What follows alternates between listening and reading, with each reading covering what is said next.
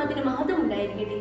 ദൈവസേവനത്തെക്കാൾ അത്യുത്തമം ദൈവസമ്പാദനമാണെന്ന ആപത് വാക്യം ജീവിതത്തിൽ പ്രാവർത്തികമാക്കി സ്വർഗസന്നിധിയിലെത്തിയ ഒരു മഹാവ്യക്തി. അതെ, 19-ാം നൂറ്റാണ്ടിന്റെ രണ്ടാം പാദത്തിൽ യേശയ്യായെ പോലെ ദൈവനിയോഗം പേര് വന്ന ഒരു മനുഷ്യൻ. ആ പുണ്യപുരുഷന്റെ പേരാണ് മാർ ഇവാനിയോസ് പിതാവ്. 1882 സെപ്റ്റംബർ 21 മാവേലിക്കര പണിക്കർ വീട്ടിൽ തോമ പണിക്കരുടെയും അനമ്മയുടെയും മകനായി പിതാവ് ജനിച്ചു.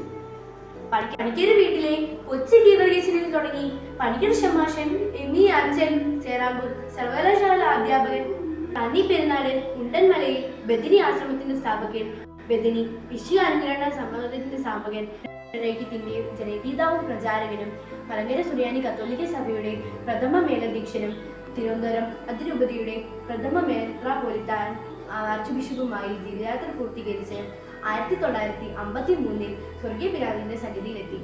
ഇന്നും നമ്മൾക്ക് വേണ്ടി പ്രാർത്ഥിച്ചുകൊണ്ടിരിക്കുന്ന ആർച്ച് ബിഷപ്പ് മാർ ഇവാനിയോസ് പിതാവിനെ നമ്മൾക്ക് തന്ന ദൈവത്തിന് സ്തുതിയും സ്തോത്രവും അർപ്പിക്കാം. നന്ദി.